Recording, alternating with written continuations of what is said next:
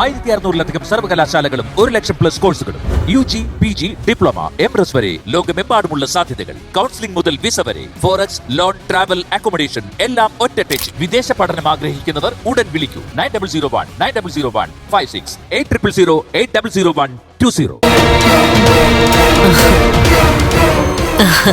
കറികളൊക്കെ നന്നായിട്ടുണ്ടോ അമ്മേ? വളരെ വളരെ നന്നായിട്ടുണ്ട്. അവള് മരിച്ചതിന്റെ സന്തോഷത്തിനുണ്ടാക്കിയ ഭക്ഷണമായതുകൊണ്ട് പതിവിലും കൂടുതൽ രുചി തോന്നുന്നുണ്ട്. പതിവിലും നന്നായിട്ടാ അമ്മയെല്ലാം ഉണ്ടാക്കിയത്. ഇനിതേ ചതയത്തിന്റെ അന്ന് നിങ്ങൾ എല്ലാവരും കൂടി എന്റെ വീട്ടിലേക്ക് വന്നേക്കണം. കുറേ നാളായിട്ട് അടച്ചിട്ടിരിക്കുക. അവിടെ നമുക്ക് സദ്യ, കമ്പോ ഒക്കെ നടത്തണം. അവിടെ ആകുമ്പോ പിന്നെ ആൾക്കാർ അധികം ഒന്നും കാണത്തില്ല. അതെ, ഓണത്തിന്റെ അന്ന് ഉണ്ണിയും കരുണയും വീട്ടിലാ, അത് മറക്കല്ലേ. അന്ന് അതിരാവിലെ ഞാൻ അവരെ അങ്ങോട്ട് പറഞ്ഞു വിട്ടോളാം. മേഘനും മഞ്ജു അന്ന് ഇവിടെ കാണുവേ. എന്തൊരു രുചിയാ. മോളുടെ കല്യാണം കഴിഞ്ഞ ശേഷം മോളും ഞങ്ങളും ഇത്രയും സന്തോഷിച്ചുള്ള ദിവസങ്ങളില്ല. ഞങ്ങളുടെ കാര്യം അങ്ങനെ തന്നെയാ. കണ്ണന്റെ കല്യാണം കഴിഞ്ഞ ശേഷേ ഞങ്ങൾ എല്ലാവരും മനസ്സ് തുറന്നു സന്തോഷിക്കുന്നത് ഇപ്പോഴാ, അല്ലടാ? ഇവളുടെ അമ്മ പ്രശ്നമൊന്നും ഉണ്ടാക്കുന്നില്ലല്ലോ. സാധാരണ ഉള്ളത്ര സങ്കടമൊന്നും അവക്കില്ല. കാരണം അവൾക്കറിയില്ലല്ലോ മോള് മരിച്ചെന്ന്. ആ പിന്നെ ഞങ്ങളിപ്പോ പറഞ്ഞല്ലോ അകത്തിരിക്കുന്ന അയ്യപ്പ വിഗ്രഹത്തിന്റെ കാര്യം. അതുള്ളത് കൊണ്ട് അവൾക്കൊന്നും സംഭവിക്കത്തില്ലെന്നാണ് മോഹിനിയുടെ വിശ്വാസം. ആ ദുർഗേ, കഴിവതും ആ അയ്യപ്പ വിഗ്രഹം അവിടെ നിന്നെടുത്ത് മാറ്റണം കേട്ടോ.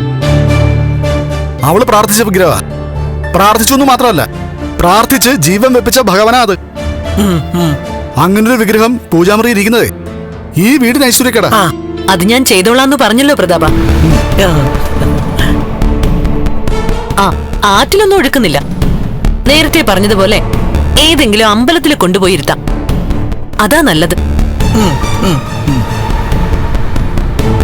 പിന്നെ മേഘൻ മഹാലക്ഷ്മിയെ കണ്ടെന്ന് പറഞ്ഞപ്പോഴേ ഞാനും പ്രതാപനെ പോലെ തന്നെ കളിയാക്കിയിരുന്നു. അതിനുശേഷം ഇപ്പൊ ആലോചിച്ചപ്പോഴാ വേറൊരു സംഭവം ഓർമ്മയിൽ വന്നത്.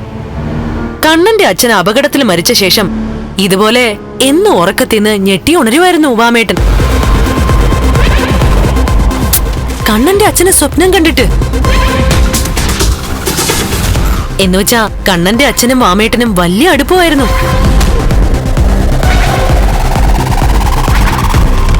ഒരാത്മാവും രണ്ട് ശരീരവുമായിട്ട് നടന്നിരുന്നവരാ. അതുകൊണ്ട് മിക്കപ്പോഴും വാമേട്ടന്റെ സ്വപ്നത്തില് കണ്ണന്റെ അച്ഛൻ തെളിയുമായിരുന്നു. എന്നിട്ട് അതൊന്നും വാമേട്ടൻ ഇതുവരെ എന്നോട് പറഞ്ഞിട്ടില്ലല്ലോ. അതൊക്കെ വാമേട്ടൻ മറന്നു പോയിട്ടുണ്ടാവുമെന്നാ തോന്നുന്നേ. എന്നെ ഈ വീട്ടിലോട്ട് കണ്ണന്റെ രണ്ടാം അമ്മയായിട്ട് പറഞ്ഞു വിട്ടതും വിശ്വേട്ടനോട് വാമേട്ടനുള്ള സ്നേഹം കൊണ്ടാ. പിന്നെ ഭയങ്കര സ്നേഹമായിരുന്നു. അതുകൊണ്ടാണല്ലോ അളിയൻ തന്നെ കൊട്ടേഷൻ തന്നത്.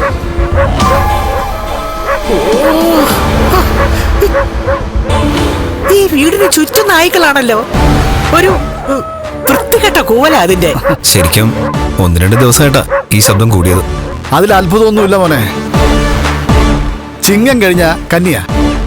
ഇപ്പം മഴയൊക്കെ കാലം തെറ്റി വരുന്നതുകൊണ്ട് എല്ലാ സീസണും മാറിക്കൊണ്ടിരിക്കുക. ചിങ്ങത്തിലെ തന്നെ നായ്ക്കള് ഓരിട്ട് തുടങ്ങും.